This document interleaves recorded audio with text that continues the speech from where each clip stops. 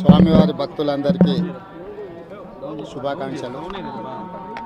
తెలంగాణ రాష్ట్ర ప్రభుత్వం ఏర్పడిన తర్వాత స్వామివారి దర్శనం చేసుకోవాలని ప్రయత్నం చేసిన ఎన్నికలు స్థానిక పరిపాలనలో కాస్త సమయం దొరకకపోవడం వల్ల ఈరోజు స్వామివారిని దర్శించుకున్నాం.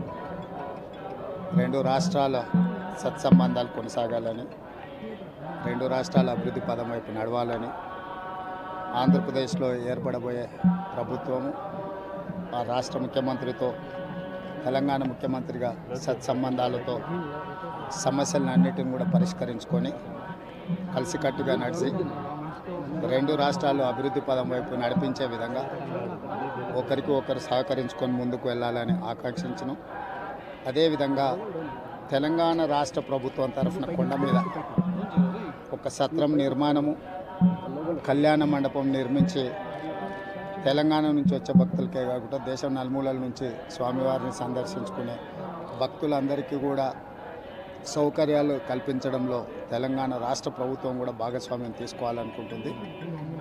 ఈ ఫలితాల ప్రక్రియ ముగిసిన తర్వాత తప్పకుండా తెలంగాణ రాష్ట్ర ప్రభుత్వం తరఫున సత్ర నిర్మాణానికి అవకాశం ఉంటే కళ్యాణ మండపం నిర్మించి స్వామివారి సేవ కొనసాగించాలని రాష్ట్ర ప్రభుత్వం భావిస్తుంది.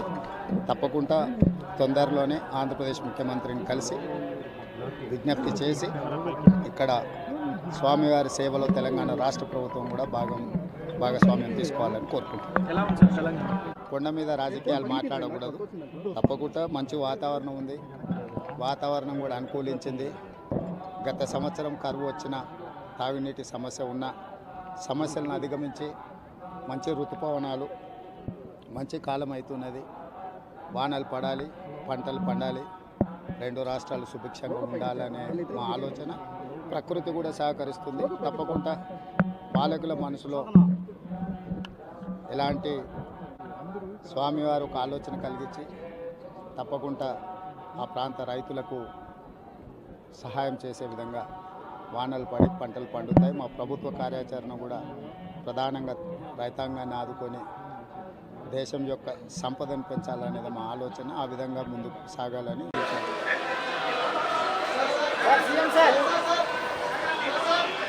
సార్ 1 minute సార్ 1 minute నిలబడండి సార్.